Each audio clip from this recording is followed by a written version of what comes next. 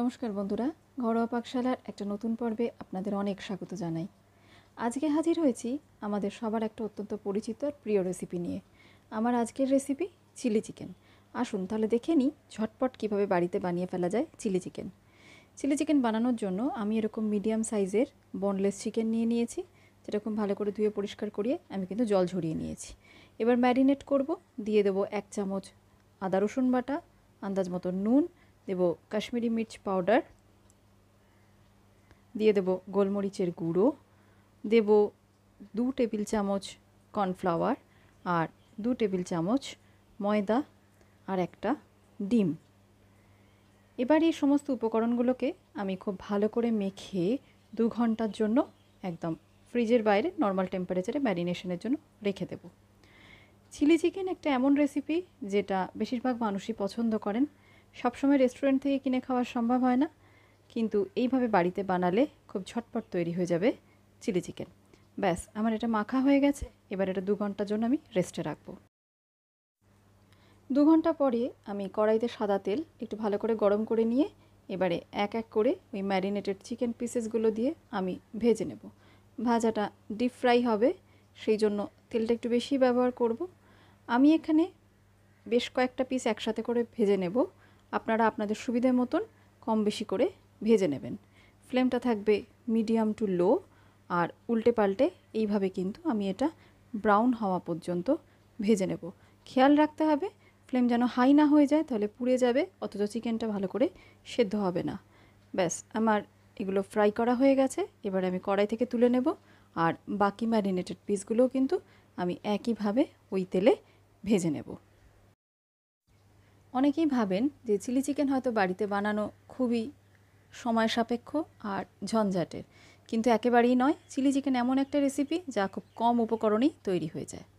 Chicken পিসেসগুলো ভাজা হয়ে গেলে দিয়ে দেব একদম কুচিয়ে নেওয়া রসুন আর আদা। এক্ষেত্রে আমি কুচোনোর আদা রসুনই ব্যবহার করব, বাটা কিন্তু ব্যবহার করলে ভাল লাগবে না।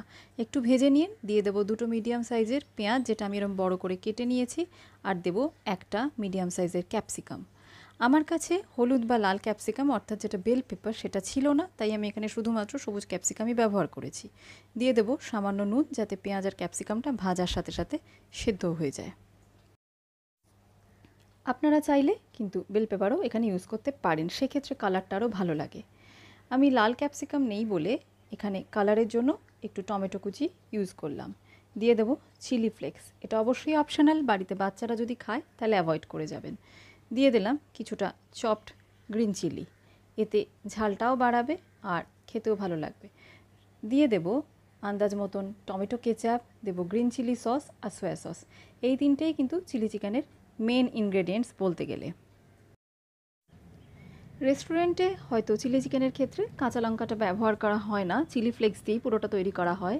কিন্তু যেহেতু এটা বাড়িতে তৈরি করা, তাই সবাইয়ের কথা মাথায় রেখে চিলি ফ্লেক্সের পরিমাণটা কম আর কাঁচা লঙ্কাটা আমি ব্যবহার করেছি। ব্যাস, সব কটা সস দিয়ে আমি একটু ভালো করে নেড়ে নেব, নাহলে কিন্তু তলাটা পুড়ে যাবে। 3 থেকে 4 মিনিট লো ফ্লেমে আমি এটা একটু ভাজা ভাজা করে নেব, এতে পেঁয়াজ ক্যাপসিকামটা ভাজা হয়ে যাবে। দিয়ে দেবো ফ্রায়েড চিলি চিকেনগুলো। যদি আপনারা ড্রাই চিলি চিকেন তৈরি করতে চান, তাহলে এই পর্যায়েই এটাকে খুব ভালো করে লো ফ্লেমে কুক করে নেবেন, যাতে সস পেঁয়াজ ক্যাপসিকামের সাথে চিকেনগুলো খুব ভালোভাবে মিশে গিয়ে একটা সফট জুসিনেস চলে আসে। এটা একদমই লো ফ্লেমে করব আমি, যাতে খুব ভালোভাবে সমস্ত উপকরণগুলো মিশে যায়। এইবারে আমি যেহেতু চিলি চিকেনের একটা গ্রেভি তৈরি করব, সেই জন্য নর্মাল টেম্পারেচারের জলে আমি 1 টেবিল চামচ কর্নফ্লাওয়ার গুলে নিয়েছি, যেটা দিয়েই কিন্তু আমি গ্রেভিটা তৈরি করব। কর্নফ্লাওয়ারের জল যদি গ্রেভির ক্ষেত্রে ব্যবহার করা হয়, তাহলে গ্রেভিটা হয় একটু থিক, সেই জন্য এখানে কর্নফ্লাওয়ার জল আমি ব্যবহার করেছি। ব্যাস, জলটা আন্দাজ মতন দেবেন, যতটা গ্রেভি আপনারা রাখবেন। আমি খুব একটা বেশি কিন্তু গ্রেভি এখানে রাখবো না। দিয়ে দেবো আন্দাজ মতন নুন। নুন দেওয়ার সময় মনে রাখতে হবে ম্যারিনেশনে নুন দিয়েছি, আবার পেঁয়াজ ভাজার সময়ও দিয়েছিলাম, আর সয়া সসেও কিন্তু নুন থাকে। এবার 5 থেকে 7 মিনিট লো ফ্লেমে আমি এটা কুক করে নেব।